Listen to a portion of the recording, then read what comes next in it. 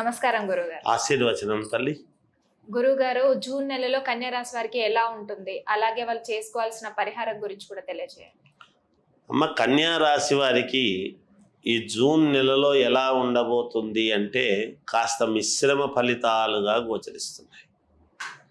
అంటే కొన్ని పనులు కాకపోవటము, సహజంగా రావాల్సినటువంటి డబ్బు కాస్త నెమ్మదిగా రావటం, కొంచెం ఆగి రావటం. మొదటిసారి కన్యారాశి వాళ్లకు ఈ మాసములో కొంచెం చిన్న, అంటే ఉరివే జరగవు అనడానికి లేదు, కానీ కాస్త వాయిదా పడి రావటం అనేది వస్తుంది, ఒకటేసారి కాకుండా. అంతే. నూతన వాహన కొనుగోలు ప్రయత్నాలు అనేటువంటివి చేస్తారు. అలాగే ప్రయాణాల వల్ల వృథాగా వెళ్ళి రావాల్సి వచ్చిందే, మనకు ఏదో అవుతుంది అని అంత దూరం పోవడం జరిగింది, అక్కడ పని కాలేదు, మళ్ళీ వెనక్కి తిరిగి రావాల్సి వచ్చిందే అనేటువంటిది కించిత్ బాధ. అనవసరంగా పోయి వచ్చినాం, పోయిన దానికే 10 సార్లు వెళ్ళాల్సినటువంటి అవసరం ఏర్పడుతున్నది. ఏదో ఒకసారి పోతే పని అయిపోయేది గతంలో, ఇప్పుడు వెళ్ళాల్సిన చోటికే 3-4 సార్లు వెళ్ళాల్సినటువంటి ఇది వస్తున్నది అనేటువంటి ఇది ఉంటుంది.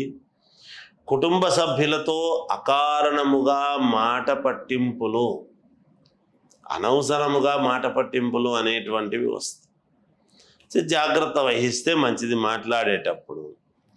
అలాగే కొంత నిదానము, కాస్త ప్రతి విషయంలోనూ కాస్త ఆచితూచి 1కి 10 సార్లు ఆలోచన చేసి నిదానముగా పూర్తి చేసుకోవటం అనేదైతే జరుగుతుంది.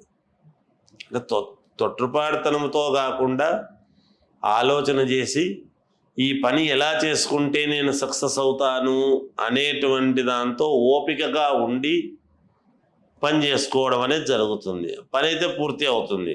ఆర్థిక పరిస్థితి కొంత గందరగోళంగా ఉండవచ్చు. అంటే రావాల్సినటువంటి డబ్బులు చేతికి రాకపోవటము, ఉన్న డబ్బులు ఖర్చు కావటము, విపరీతముగా ముప్పేట దాడి అన్నట్టుగా ప్రతి వాళ్ళు ఇవ్వవలసినటువంటి వాళ్ళు కూడా కొంచెమన్నా ఇస్తే బాగుంటుంది అని చెప్పి వచ్చి అడగటాలు, చేయడాలు, రావటాలు ఇట్లాంటివి కూడా ఉంటాయి. కొంచెం ఏదో మనుషులు అన్న తర్వాత ఎంతో కొంత ఇవ్వకుండా ఎక్కడో చోట అప్పు లేకుండా ఉంటారు కదా.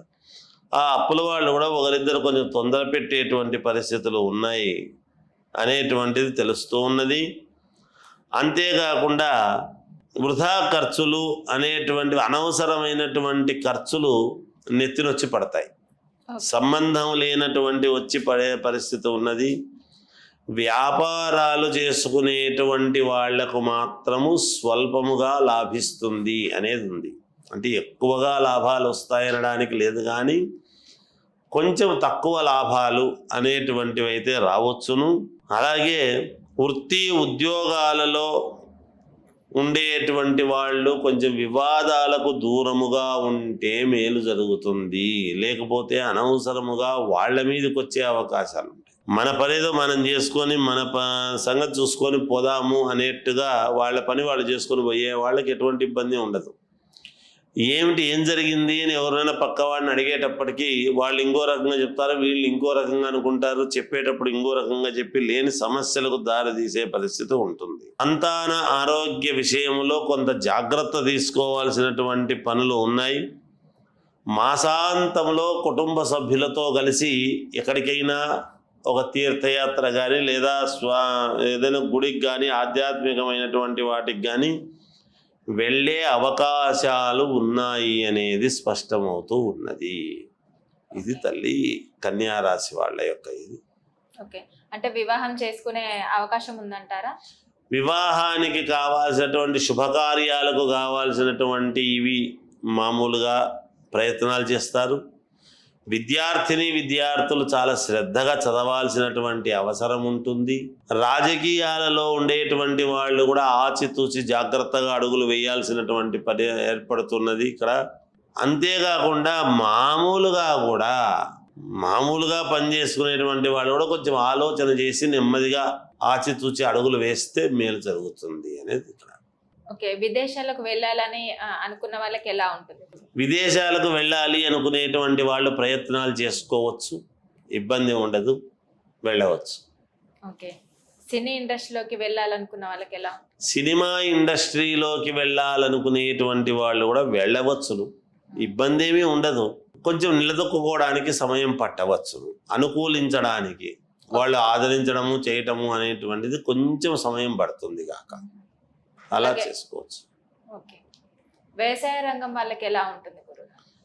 వ్యవసాయ రంగం వాళ్లకు బాగుంటుందమ్మా, ఇబ్బంది ఏమీ లేదు. వాళ్లకు ఏదో పంటలు వేసుకోవడము చేయటము, కొంత అకాల వర్షము అనేటువంటి దాని వలన కాస్త పంట దెబ్బతినొచ్చేమో అనేటువంటిది ఉన్నది సూచనప్రాయముగా. ఓకే.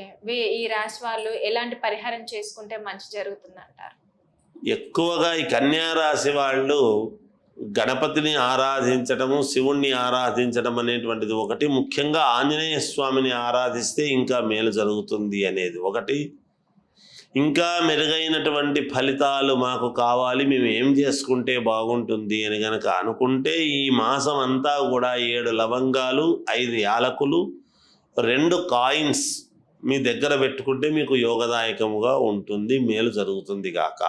ఓకే గురుగారు, కన్యా రాశి వారి గురించి అలాగే వాళ్ళు చేసుకోవాల్సిన పరిహారం గురించి చాలా చక్కటి వివరణ అందించారు.